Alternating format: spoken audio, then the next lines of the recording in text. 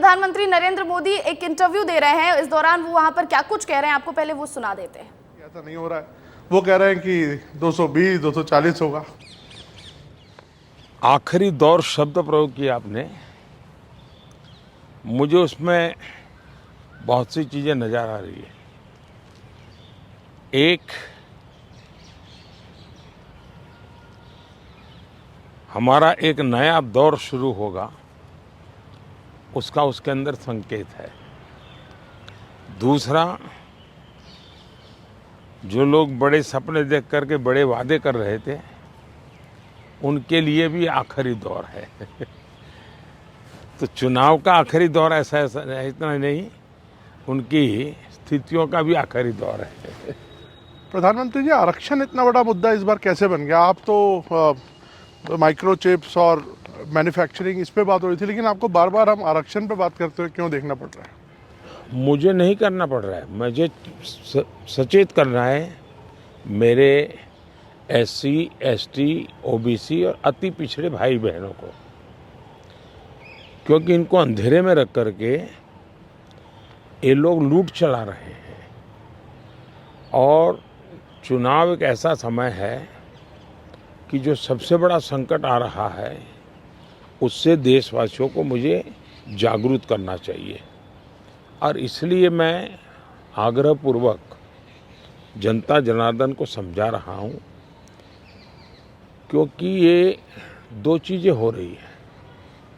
एक, भारत के संविधान की मूल भावना का हनन हो रहा है, संविधान की मर्यादाओं को तार तार कर दिया जा रहा है, और वो भी अपनी वोट बैंक की राजनीति के लिए। अब मुझे याद है, मैंने हाउस में कभी कांग्रेस के नेताओं को सुना तो वो ये कहते थे कि PSU का प्राइवेटाइजेशन कर रहे हैं आप, तो आप आरक्षण मिटा देना चाहते हैं। अब रियलिटी तो है नहीं, गप्पाजी कर रहे थे। लेकिन मेरे सामने आया कि जो लोग इतने बड़े दलितों के हितैषी अपने आप को कहते हैं, आदिवासियों के हितैषी कहते हैं, वे हकीकत में उनके घोर दुश्मन हैं। इन्होंने रातों रात एजुकेशनल इंस्टीट्यूशंस को माइनॉरिटी इंस्टीट्यूशंस बना दिया। माइनॉरिटी इंस्टीट्यूशन बना दिया तो उन्होंने आरक्षण उसमें खत्म कर दिया। अब उनके अधिकार क्षेत्र में नहीं था, वैसा एक नियम बदल दिया उन्होंने, और यूनिवर्सिटी तक को माइनॉरिटी स्टेटस दे दिया। अब दिल्ली में ही जामिया मिलिया जो यूनिवर्सिटी है, उसको उन्होंने माइनॉरिटी बना दिया, उसमें सारे आरक्षण खत्म हो गए। एडमिशन में भी नहीं, नौकरी में भी नहीं। और बाद में तो चीजें उभर करके आई कि करीब करीब 10,000 ऐसे इंस्टीट्यूशंस हैं जिसको इस प्रकार से आरक्षण के जो SC, ST, OBC का अधिकार था, वो पिछले दरवाजे से उसको छीन लिया गया है, संविधान की पीठ में छोरा भोंका दिया है। बाबा साहब आम्बेडकर ने जिस सपने से ये व्यवस्था खड़ी की थी, उसको इन्होंने वोट बैंक के लिए गिरवी रख दिया है। तो ये एक चिंताजनक बातें मेरे सामने जब आई, तब मुझे लगा कि मेरा दायित्व बनता है कि मैं देश को अवगत। इतने में इनका मैनिफेस्टो आया। इस मैनिफेस्टो ने और चौंका दिया, और इसलिए मैंने पहला मैनिफेस्टो देखते ही मेरा पहला कमेंट था कि ये मैनिफेस्टो पर मुस्लिम लीग की छवि है। तो 2-3 दिन तो उनको लगा कि इसका जवाब देने की जरूरत नहीं है, ये अपने आप ही बात खत्म हो जाएगी। जब उन्होंने कोई जवाब नहीं दिया तो फिर मैं एक एक चीज खोलने लगा। जैसे इस देश में वो ये कहें कि हम खेलकूद में भी माइनॉरिटी के लिए कोटा फिक्स करेंगे। आज पंजाब के मेरे बच्चे जो खेल जगत के अंदर बहुत अच्छा कर रहे हैं। बंगाल के मेरे नौजवान फुटबॉल में बहुत अच्छा कर रहे हैं। उत्तर प्रदेश के हमारे नौजवान जो एथलीट्स में काफ़ी अच्छा कर रहे हैं। अब वो अपनी जवानी उसमें खपा देते हैं। 10-12 साल की उम्र से लेकर के पहुँचने तक ये लोग इतना तप करते हैं जी, तपते हैं, शरीर को तपाते हैं। खिलाड़ी ऐसा नहीं बनता है जी। और सुबह रात को नींद नहीं आती, सुबह 4 बजे उठ करके चले जाते हैं। अब कहते हैं नहीं, ये माइनॉरिटी के लिए कोटा होगा, तो ये मेहनत करने वाला मेरा नौजवान जाएगा कहाँ जी? उनका क्या होगा? दूसरा उन्होंने कहा कि देश में अब जो टेंडर होंगे उस टेंडर में भी वे माइनॉरिटी के लिए आरक्षण करेंगे। मतलब ये हुआ कि आज मान लीजिए कोई कहीं पर बहुत बड़ा महत्वपूर्ण ब्रिज बन रहा है, उस ब्रिज में कौन ब्रिज बनाएगा? तो जिसके पास ट्रैक रिकॉर्ड है, जिसके पास संसाधन है, जिसके पास कैपेबिलिटी है, जो परफॉर्म कर सकता है, सारे उसकी जो रिक्वायरमेंट उसकी पूरी करता है, उसमें कंपटीशन होती है और कंपटीशन में जो निकलता है उसको टेंडर मिलता है। ये कहते नहीं, ये सब बाद में। अब मुझे बताइए, अगर इसी प्रकार से सिर्फ धर्म के आधार पर कोटा दे देंगे, वो ब्रिज बनेगा, लोग मारे जाएंगे, तो कौन जिम्मेवार होगा? क्या आप वोट बैंक के लिए आप आने वाली पीढ़ियों को भी तबाह करना चाहते हैं? तो ये ऐसे विषय थे जो कांग्रेस ने अपनी वोट बैंक की खातिर मैदान में उतारे।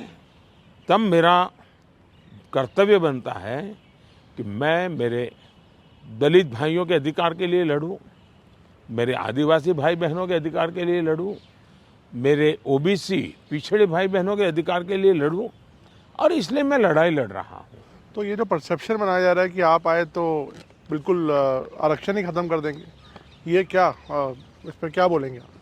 इन्होंने ये पाप कर दिया है, उसके खिलाफ मैं बोल रहा हूँ, इसलिए उनको झूठ बोलने के लिए ऐसी चीज़ें का उपयोग करना पड़ रहा है। अभी कोलकाता हाई कोर्ट का सर एक ऑर्डर आया है जिसमें 2010 के बाद जितने ओबीसी सर्टिफिकेट्स बन रहे हैं उसको खारिज कर दिया है। दीदी इनके कहती है मोडस ऑपरेंडी है कि पहले इन्होंने कानून बना करके माइनॉरिटी को देने का पाप शुरू किया, पहले आंध्र में शुरू किया। सुप्रीम कोर्ट ने तक में वो हार गए, हाई कोर्ट ने उसको रिजेक्ट कर दिया क्योंकि संविधान अलाउ करता नहीं है। तो इन्होंने चालाकी करके पिछले दरवाजे से खेल शुरू किया, और पिछले दरवाजे से खेल शुरू करने के लिए इन लोगों ने रातों रात मुसलमान की सभी जातियों को ओबीसी बना दिया। सभी जातियों को ओबीसी बना करके जो ओबीसी का हक था वो रातों रात डाका डाल दिया, लूट लिया। और इसके खिलाफ चुनाव की सरगर्मी चल रही है। तब हम तो बोल ही रहे थे कि भाई ये हो रहा है, कर्नाटक में हुआ है, मैंने बताया था, हम बंगाल के लिए भी बोल चुके थे। लेकिन जब हाई कोर्ट का जजमेंट आ गया तब ये साफ हो गया कि इतना बड़ा धोखा हो रहा है। लेकिन इससे भी दुर्भाग्य की बात है कि इतना बड़ा वोट बैंक की राजनीति करने के लिए वे अब इनको भी गाली दे रहे हैं, जुडिशरी को गाली दे रहे हैं, न्यायपालिका को गाली दे रहे हैं, और वो यहाँ तक कह रहे हैं कि कुछ भी हो जाए हम कोर्ट की बात मानने वाले नहीं हैं। कि ये जो स्थिति है वो किसी भी हालत में स्वीकार्य नहीं हो सकती है। सर केजरीवाल जी अभी जब जेल से बाहर आए तो उन्होंने कहा कि प्रधानमंत्री जी ही तय करते हैं कि कौन जेल जाएगा। वो कहते हैं सोरेन को और मुझे उनके इशारे पे जेल में डाला गया। अच्छा होगा ये लोग संविधान पढ़ ले, देश के कानून नियम पढ़ ले, मुझे किसी को कुछ कहने की ज़रूरत नहीं है। सर इस बार चुनाव में हम देख रहे हैं कि एक पर्सनल अटैक्स बहुत हो रहे हैं, लाइक आप पर भी कई बातें बोली गई हैं और आपकी तरफ से भी कुछ लोगों को कुछ बोला गया है। तो पर्सनल अटैक्स किस लिए इस बार, आपको लगता नहीं ये शैली नहीं होनी चाहिए चुनावों में? जहाँ तक मोदी का सवाल है, मैं तो पिछले 24 साल से गालियाँ खा करके गाली प्रूफ हो गया हूँ। मौत का सौदागर किसने कहा था? गंदी नाली का कीड़ा किसने कहा था? और मेरे यहाँ तो पार्लियामेंट में एक दिन हमारे एक साथी ने हिसाब लगाया था, 101 गालियाँ गिनाई थी। तो चुनाव या चुनाव न हो, ये लोग मानते हैं कि गालियाँ देने का हक उनका ही है, और वे हताश निराश इतने हो चुके हैं कि गालियाँ देना, अपशब्द बोलना, ये उनके शायद जहन में है, उनके स्वभाव में हो गया है। प्रधानमंत्री जी, एक आरोप विपक्ष और लगा रहा है कि ईडी, आईटी, सीबीआई इसका इस्तेमाल किया जा रहा है विरोधियों को दबाने के लिए। मेरा मीडिया को सवाल है कि विपक्ष ने आपको ये कूड़ा कचरा पकड़ा दिया, वो कूड़ा कचरा लेकर के आप हमारे पास पहुंच जाते हैं। मीडिया वाले रिसर्च करें कि भाई सरकार के लिए क्या सवाल पूछने चाहिए, प्रधानमंत्री को क्या सवाल पूछना चाहिए। जो कूड़ा कचरा फेंक रहा है उसको पूछो ना, भाई तुम ये जो कह रहे इसका सबूत क्या है, कानून नियम क्या है, उसको पूछो ना। उसकी आपकी हिम्मत नहीं है। लेकिन वो जो कूड़ा कचरा फेंकते हैं, वो कूड़ा कचरा लेकर के आप मेरे यहाँ आते हैं। ये ठीक है कि मैं रिसाइकल के मानता हूँ, तो मैं इस कूड़े कचरे का रिसाइकल करके उसको खाद में परिवर्तित कर दूंगा और उसमें से देश के लिए कुछ न कुछ अच्छी चीज़ें पैदा कर दूंगा, इसलिए वो तो मैं करूंगा। लेकिन सरकार क्या करती है? आज गांव के सरपंच को चेकबुक पर सही करने का अधिकार होता है, देश के प्रधानमंत्री को नहीं है। ये इतना नॉलेज नहीं है इन लोगों को। देश के प्रधानमंत्री के पास इस प्रकार का कोई अधिकार नहीं होता है। मोदी सरकार का मैंडेट क्या है? मोदी सरकार ने अपने अफसरों को कहा है कि मेरी सरकार करप्शन के विषय में जीरो टॉलरेंस। अब ये दफ्तर के अंदर बैठे हुए लोगों का काम है कि उसको लागू करें। और सचमुच में तो किसी जमाने में 10 साल में मनमोहन सिंह जी की सरकार थी, 34 लाख रुपया पकड़े गए थे। 34 लाख रुपया मतलब एक स्कूल बैग में आप आ जाए। वर्तमान में ईडी ने 10 साल में 2200 करोड़ रुपया पकड़ा है। ये तो टीवी पर दिखता है, ये तो कोई झूठबाजी हो नहीं सकती है। अब जो 2200 करोड़ देश को वापस लाया है, ये उसका सम्मान होना चाहिए, उसको गाली गलौज होना चाहिए। तो गाली गलौज कौन करता है? जिसका पैसा गया है वो गाली गलौज कर रहा है।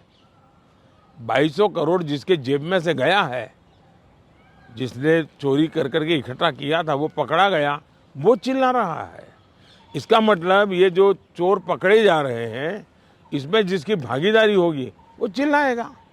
मुझे थोड़े से अलग मुद्दे पर आते हैं। कश्मीर में हम इस बार देख रहे हैं रिकॉर्ड वोटिंग हो रही है।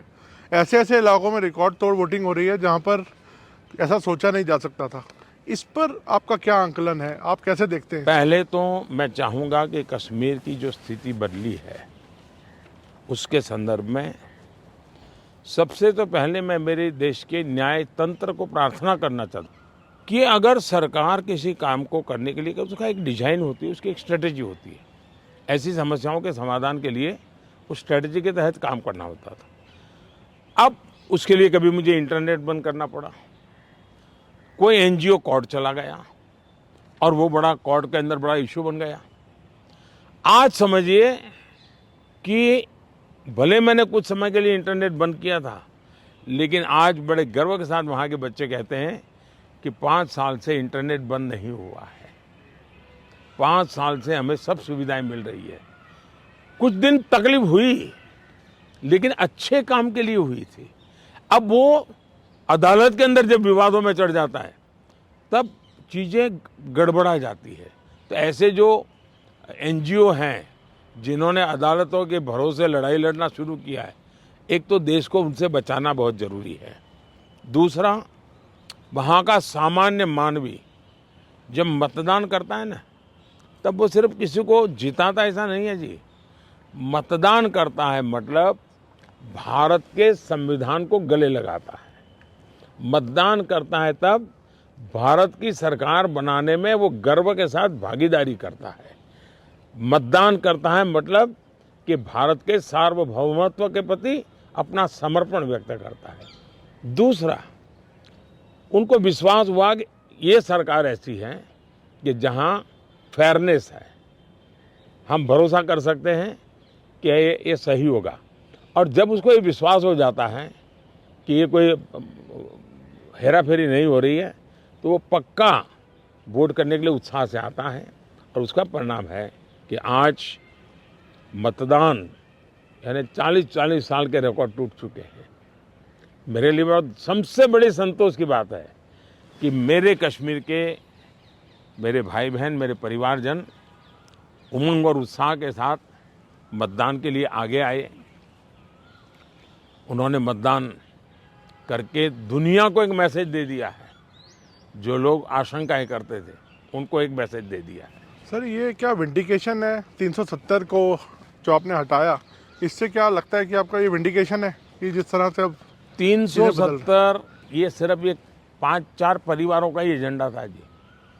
ये न कश्मीर की जनता का एजेंडा था, न देश के लोगों का एजेंडा था। ये अपने फायदे के लिए ये 370 की ऐसी एक दीवार बना के बैठे थे ताकि कोई झोंक न पाए, और कहते थे 370 हटेगी तो आग लग जाएगी। वो कहते थे 370 हटेगी तो कश्मीर चला जाएगा। आज ये सत्य हो गया कि 370 हटने के बाद ज़्यादा एकता की अनुभूति हो रही है, कश्मीर के लोगों का अपनापन ज़्यादा बढ़ रहा है, और इसलिए इसका सीधा परिणाम चुनावों में भी दिखाई देता है, टूरिज्म में दिखाई दे रहा है। G20 समिट वहाँ होती है, बड़े शान से कश्मीर ने उनका स्वागत किया पूरी दुनिया का।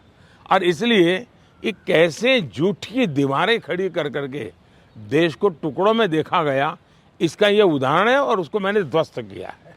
सर वेल्थ क्रिएटर्स को लेके भी बातचीत, एक नैरेटिव आता है कि कभी राहुल गांधी जी बोलते हैं कि आप कुछ परिवार को आप बढ़ा रहे हैं, अभी आपने हाल में उनको बोला, तो क्या लगता है कि देश में जो वेल्थ क्रिएटर्स हैं उनको ही उन पर राजनीति होनी चाहिए? मैं फिर कहता हूँ, जो लोग ये कूड़ा कचरा फेंक रहे हैं उनको पूछो ये तुम कहाँ से लाए हो, उनसे बात करो भाई।